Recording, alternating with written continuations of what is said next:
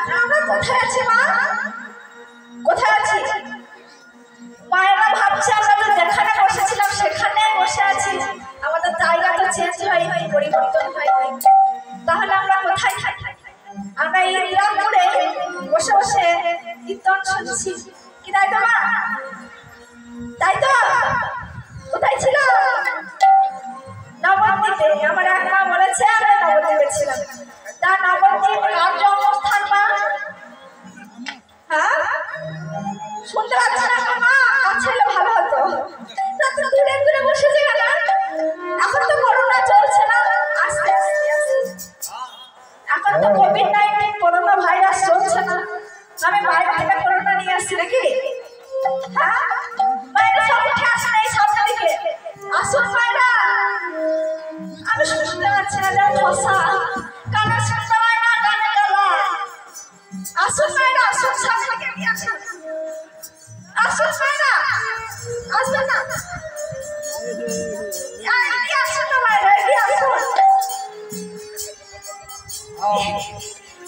আর corona নাই, আমি corona আনিনি। হ্যাঁ, এই যে আমার মা ভালো, এরা সব মানে সব করোনার ভয়ে সব দূরে দূরে বসে আছে। তা মায়েরা, নবদ্বীপ হচ্ছে গৌড়ের জন্মস্থান, তাই তো? আমাদের নবদ্বীপে গৌরাঙ্গের জন্ম হয়েছিল, তাই নগরবাসীগণ আনন্দ উপভোগ করেছিল। তা মায়েরা, এখানে আমার একটা প্রশ্ন আছে যে নবদ্বীপ কটা দ্বীপ নিয়ে গঠিত? কি মায়েরা শুনতে পাচ্ছে না আমার কথা? মায়েদেরকে খুব কঠিন প্রশ্ন করলাম। হ্যাঁ, মায়েরা কেউ উত্তর দিচ্ছে না। মায়েরা এরকম করলে কি করে হবে?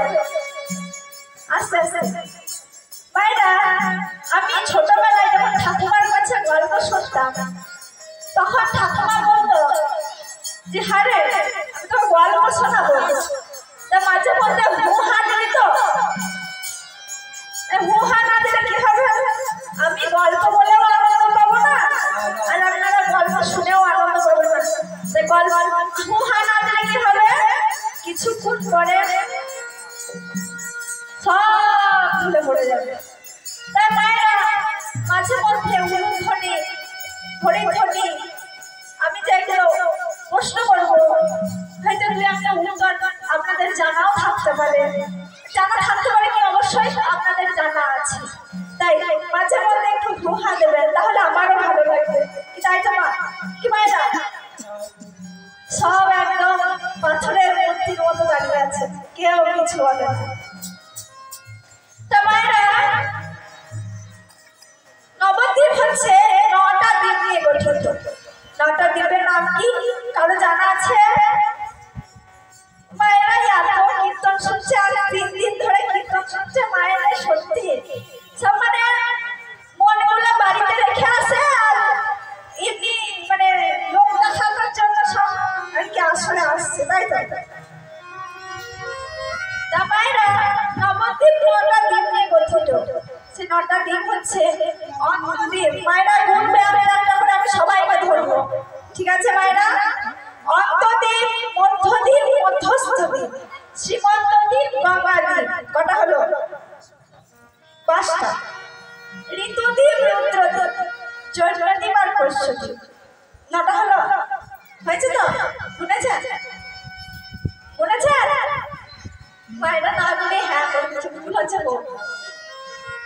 অন্তদ্বীপ, মধ্যদ্বীপ, মধ্যস্থ দ্বীপ, শ্রীমন্ত দ্বীপ, গঙ্গা দ্বীপ, ঋতুদ্বীপ, রুদ্রদ্বীপ, জৈনদ্বীপ আর কৈশ্যদ্বীপ। 9টা হলো?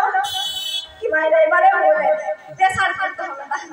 মায়েরা দেখছে আমরা এত খাতা খাটনির পর এই সন্ধ্যাবেলায় একটু কীর্তন শুনতে এলাম, তা আমাদেরকে আবার খাটাচ্ছে। এই কি ভালো লাগে? হ্যাঁ। তা মায়েরা, নবদ্বীপে গৌরাঙ্গের জন্ম হয়েছিল, তাই নগরবাসীগণ আনন্দ উপভোগ করেছিল। কিরকম আনন্দে, কি বলেছিল মা? এই আমাদের সোনার বউ এসেছে গো, ওই না সোনার নদিয়া সোনার গো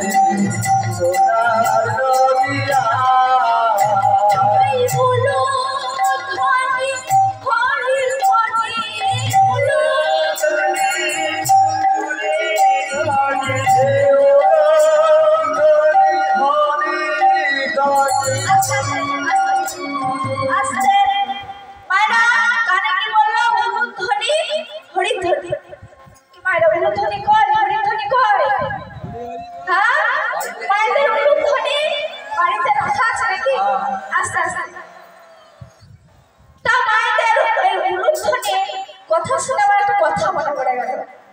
আমি এক জায়গায় কীর্তন শুনতে গিয়েছিলাম, সেখানে বলছে কি বলছে যে এক শাশুড়ি আর শাশুড়ি আর বৌমা দুজনের কিন্তু বানাবানি হয় না।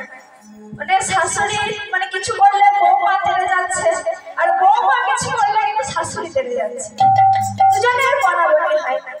তাই শাশুড়ি কি ঠিক করলো যে বাড়িতে বানাবানি হচ্ছে না, বাড়ির কিছু দোষ হয়েছে হয়তো, তা আমরা বাড়িতে সত্যনারায়ণ পুজো দিই।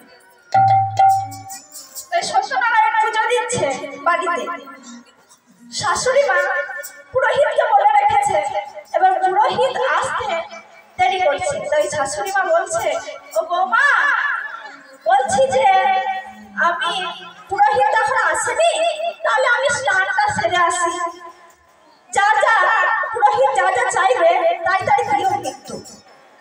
বলছে বেশ তাই দেবো। তাই যেই শাশুড়ি স্নান করতে গিয়েছে ওই পুরোহিত এসে গেছে। পুরোহিত এসে মানে পুজো টুজো সারলো, এবার আরতি করবে।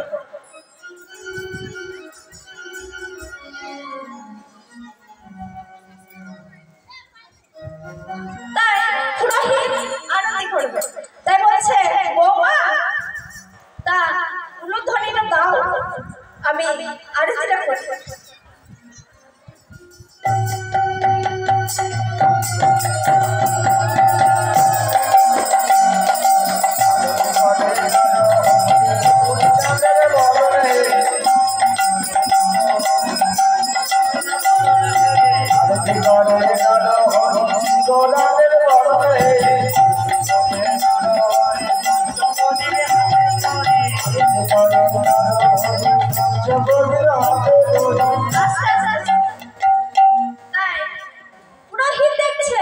আমি তো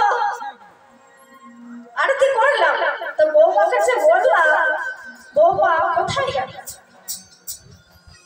বৌমা কে জানে যেখানে গেছে যা, আমার দক্ষিণাটা পেয়ে গেছি, আমি চলে যাই। তাই সে বৌমা কি করেছে মা, সে বাড়িতে সিঁদুর কালমারি যত যা ছিল সব খুঁজছে, এখানে খুঁজছে ওখানে খুঁজছে। তখন শাশুড়ি এসে দেখছে বৌমার হলো কি, বৌমা কি খুঁজছে, বৌমা কি চলে যাবে এখান থেকে বাপের বাড়ি চলে যাবে? শাশুড়ি মা বলছে, ও বৌমা তুমি কি বাপের বাড়ি চলে যাচ্ছ? বলছে না আমি বাপের বাড়ি যাচ্ছি না, আপনি আমাকে সব দিয়ে গেলেন, তারপর উলুধ্বনিটা ওই দিয়ে গেলেন না মা? আমাকে পুরোহিত মশাই বললো উলুধ্বনিটা দাও, তা আমি তো সেই কখন থেকে লেগেছি উলুধ্বনি খুঁজতে। তা মায়েরা আপনারাও কি সেই সিঁদুরকে ভরে রেখেছে উলুধ্বনি, না সঙ্গে করে এনেছেন মা? এনেছে কই দেখি জোর করে আমার উলুধ্বনি তুলুন দেখি। এই তো মায়েরা তাই কি বলেছে, ওই উলুধ্বনি শব্দ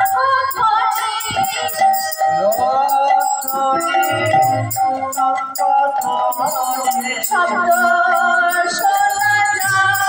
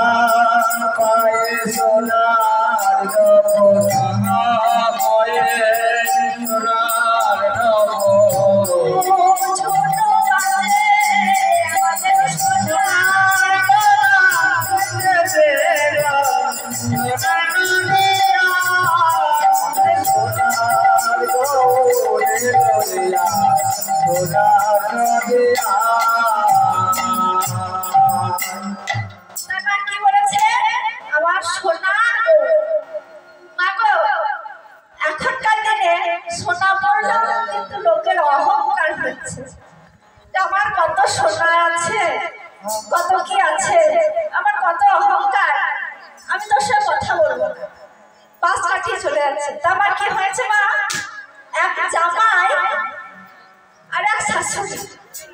তো জামাই মানে নতুন বিয়ে হয়েছে মেয়ের, তো জামাই এসছে ঘুরতে এসছে, নতুন জামাই, তাই শাশুড়ি খাবার দিচ্ছে আর জামাই বলছে আপনি যে জমিদারের ছেলে, শাশুড়িকে তো সেটা জানাতে হবে, কি মায়েরা জানাতে হবে না, জমিদারের ছেলে আমার কত কি আছে না, 10টা আঙুলে 10টা সোনার আংটি, 10টা সোনার আংটি। তাই শাশুড়ি মা জামাইকে খাবার দিচ্ছে, তখন শাশুড়ি মা বলছে ওগো জামাই লজ্জা করো না বাবা, যা মানে খাবার দিতে চাইলে লজ্জা করবে না, চাইয়ে নেবে। তাই কি করছে, শাশুড়ি বলছে বাবা আমি একটু ডাল দিই। তখন জামাই বলছে সে 10টা আঙুলের আংটিগুলো দেখে বলছে আর দেখাচ্ছে। তখন সে জামাই লজ্জা করছে, মনে মনে ভাবছে। আবার কিছুক্ষণ পর বলছে বাবা মাছ দি। তখন শাশুড়ি জামাই বলছে আর আমার হাতের আংটিগুলো দেখিয়ে বলছে আর। আবার কিছুক্ষণ পর বলছে বাবা দুটো ভাজা দি। তখন জামাই মনে মনে ভাবছে ওই আমি যে ছোটবেলায় পড়ে গিয়েছিলাম গাছ থেকে, যে আমার বাবা একটা সোনার দাঁত লাগিয়ে দিয়েছে, সেটা তো শাশুড়িকে দেখাতে হবে। তাই কি বলছে, শাশুড়ি বলছে বাবা দুটো ভাজা দি। তখন জামাই না দেখে বলছে আর না। শাশুড়ি মনে মনে ভাবছে এ তো লজ্জা করছে না, হ্যাঁ সোনার দাঁত লাগিয়েছে তাই আমাকে দেখাচ্ছে। আমিও মন চাই না, আমিও বিশাল বাড়ির বৌমা। তাই শাশুড়ি কি করেছে, সব মানে বাড়িতে যত যা সোনার গয়না ছিল সব বার করেছে, গলার মালা, মাথার টিকলি, কানের দুল, হাতের চুড়ি, কোমরের বিছে, তাই সব বের করে পড়েছে। তখন শাশুড়ি ভাবছে যে দিনের বেলায় জামাই আমাকে সব দেখালো, তাহলে রাতের বেলায় আমি সব করিয়ে জামাইকে দেখাবো আমি কত বড় ঘরের বৌমা। তা শাশুড়ি কি করেছে মা, জামাইকে খাবার দিচ্ছে। তখন শাশুড়ি জামাইকে বলছে বাবা দুটো ভাত, গলাটা দেখে বলছে ভাত দি। তখন বলছে না না না। তখন শাশুড়ি ভাত দুটো দেখে বলছে বাবা দুটো ভাত দি। और नेबो ना, তাই বলছে না না और नेबो ना।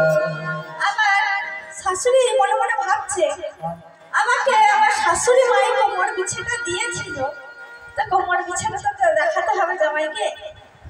বলছে জামাই দুটো তরকারি দি। और नेबो ना, বলছে আর খাই তরকারি দি। और नेबो ना। তাই মা কি হয়েছে মা, একটা দিনে সোনা বললেও কিন্তু লোকের অহংকার আছে, কিন্তু আমার গৌর সোনাকে যে হৃদয়ে ধারণ করে তার মনে কি কোনো অহংকার থাকে বাবা, মনে অহংকার থাকে। তাই এখানে কি বলছি, আমাদের সোনার গৌর এসেছে সোনার নদিয়ায়।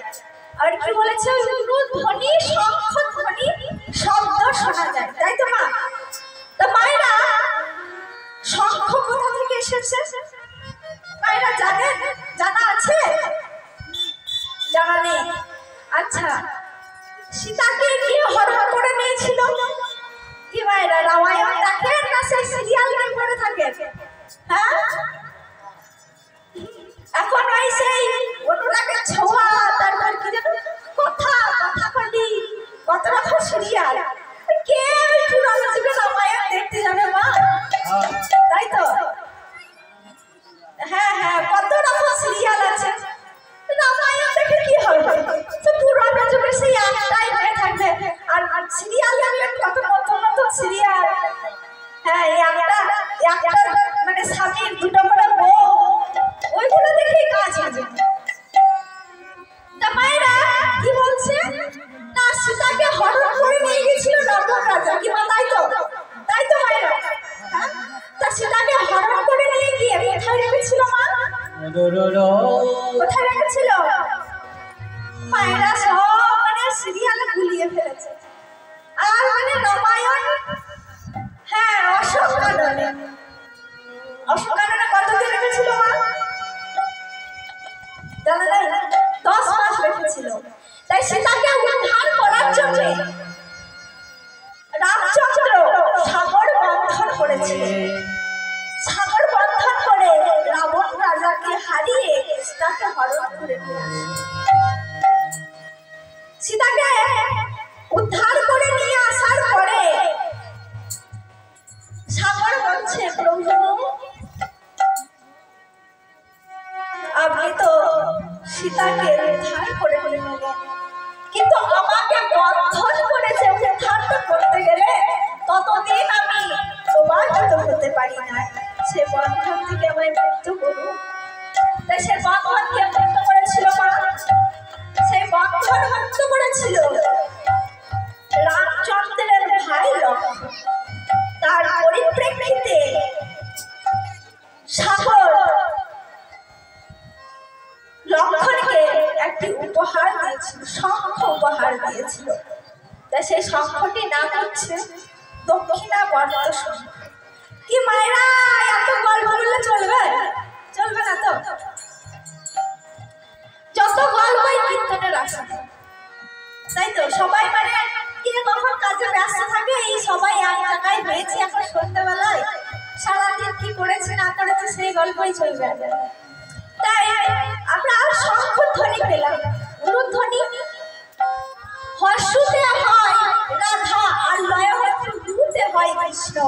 তাই আমরা যতবার গুরুধ্বনি করব আমাদের রাধা কৃষ্ণের যুগলে নাম চাইতে হবে। তাই মায়েরা জোর করে একবার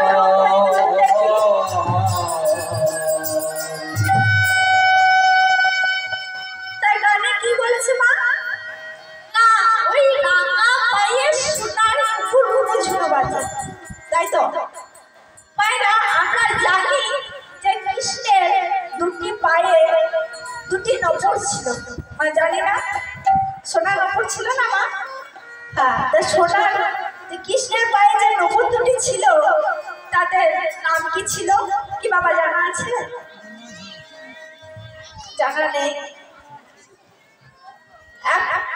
তার বাম পায়ের নপুরের নাম ছিল কর্ণমণি, আর ডান পায়ে নপুরের নাম ছিল বিশ্বাবসু। এরা ছিল গুরু শিষ্য।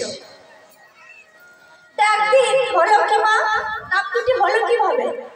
একদিন হলো কি না, কর্ণমণি বিশ্বাবসু মনের কাছে এসে বলছে, প্রভু আমি আপনার কাছে কিছু শিক্ষা গ্রহণের জন্য এসেছি। শিক্ষার জন্য এসেছি।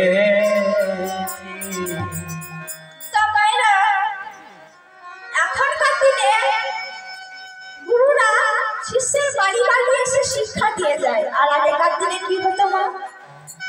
শিক্ষা গ্রহণ করতে হলে গুরুদেবের বাড়ি যেতে হতো বা গুরুর আশ্রমে যেতে হতো। তাই একদিন কর্ণমণি তার গুরুদেব বিশ্বাবসমণির চরণ সেবা করছে।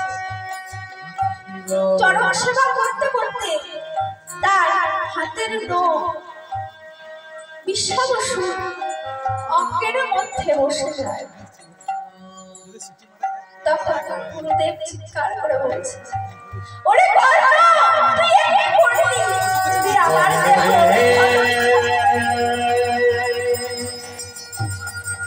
তো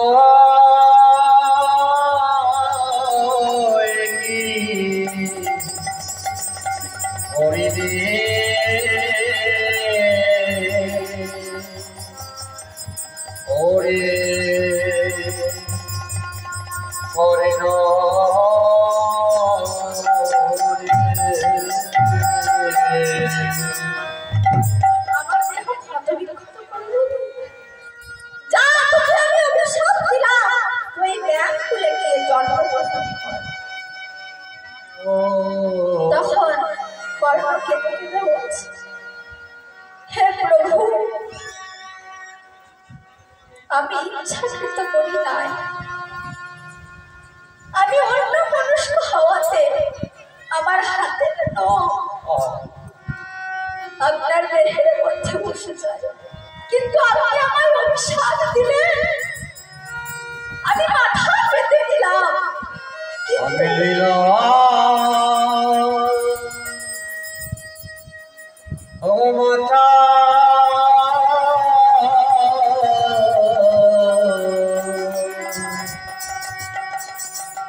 মাথায় তোলে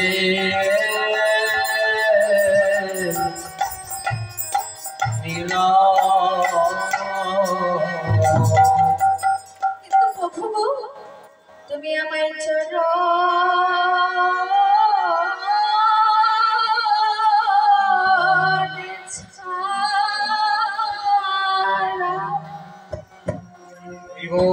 চরণে ছাড়া করো না।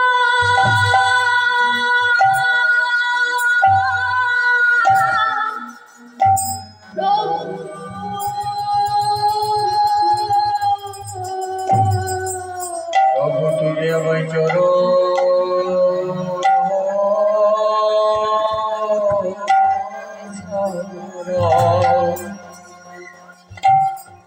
চরণে ছাড়া করো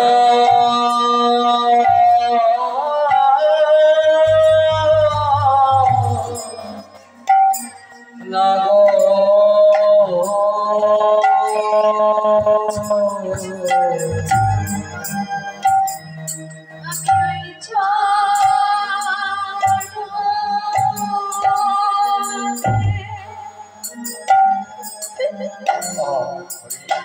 ওই চরণের সেবা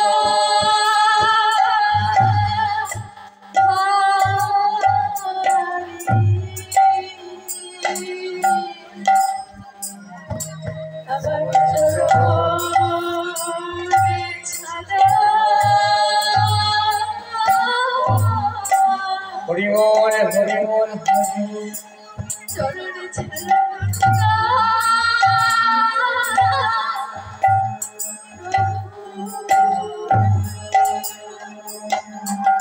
আমি ওই চরণে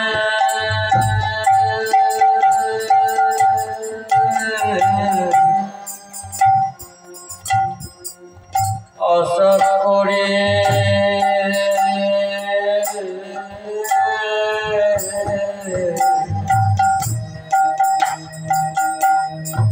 আমার চরণে ছড়া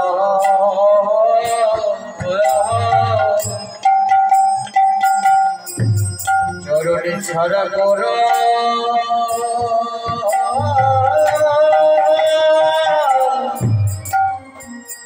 না গো।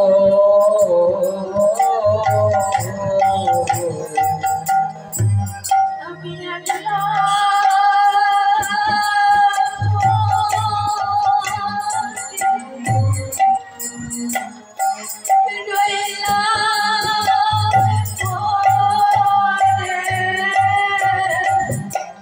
চলো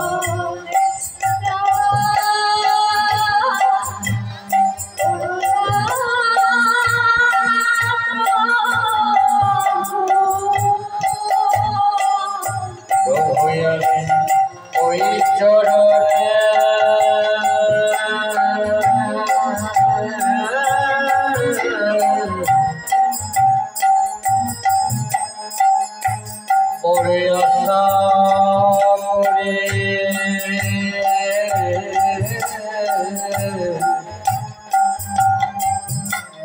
আমায় চলো সারা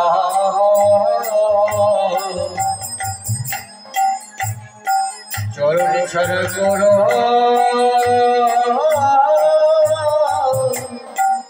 না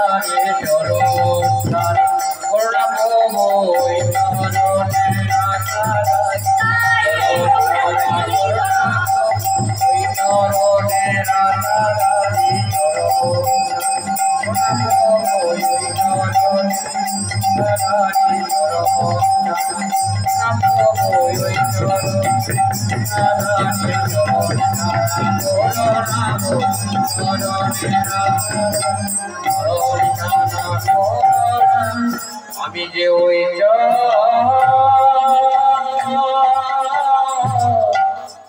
রনে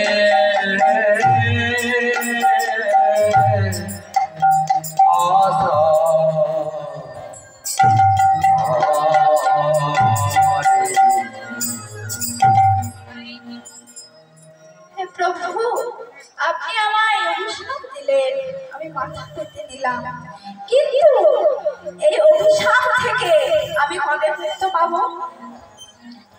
তখন বিশ্ববসু মনে বললেন, ত্রেতা যুগে যেদিন তুই রামের স্পর্শ পাবি সেই দিন তুই ব্যাকুল থেকে উদ্ধার পাবি। তাই একদিন ত্রেতা যুগে হলো কি মা, রামচন্দ্র সীতা সীতা বলে হাউ হাউ করে পথে পথে কেঁদে বেড়াচ্ছে। ঠিক তখনই তার পায়ের তলায় সেই ব্যাগটি চাপা পড়ে যায়। এই দেখে লক্ষণ বলছে, দাদা গো দাদা, দেখো দেখো তোমার চোখের জল মাটিতে পড়া মাত্রই কেমন রক্ত হয়ে বহে যাচ্ছে। তখন রামচন্দ্র পাটি সরিয়ে দেখে, ও মা, এ যে একটি ব্যাগ। ব্যাগটিকে বলছে, ব্যাগ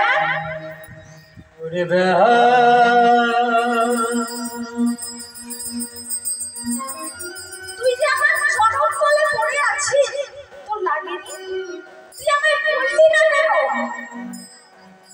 ব্যাগ বলে, প্রভু তুমি তো সীতা সীতা বলে হাও হাও করে কাঁদছো। সীতা গো, আমি তোমার এই কান্না দেখে আমি কিছু বলতে পারি না। আমি কিছু বলতে পারি না। তখন সীতা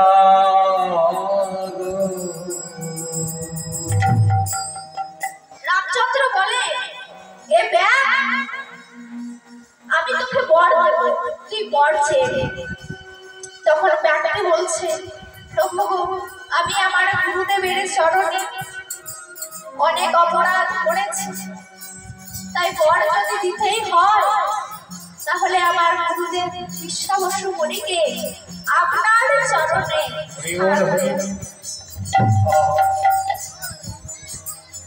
তখন রামচন্দ্র বলে, এ ব্যাগ আমি তোকে বর চেয়ে দিতে বললাম, আর তুই কি না তোর গুরুদেবের জন্য বর চাইলি?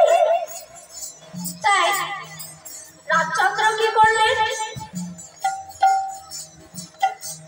বলছে, তোর গুরুদেবকে আমার বাম চরণে নুপুর হিসাবে স্থান দিলাম, আর তোকে আমি আমার বাম চরণে নুপুর হিসাবে স্থান দিলাম।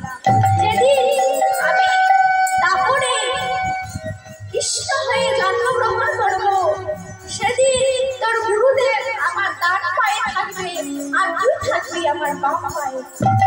আর তখন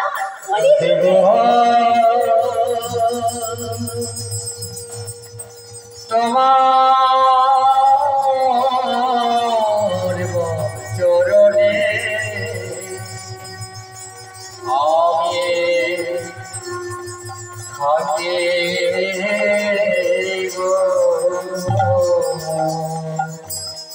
আর যখন আমি বলিতে গৌরাঙ্গরূপে জন্মগ্রহণ করব, তখন তোর গুরুদেব বিশ্বাবসু মুনি হবে শ্রীখোল, আর তুই হবি বরদান। তাই নিতাই গৌর হরি বল, হরি বল। হরি বল, হরি বল, হরি বল। তাই এতক্ষণ আমরা কোথায় ছিলাম?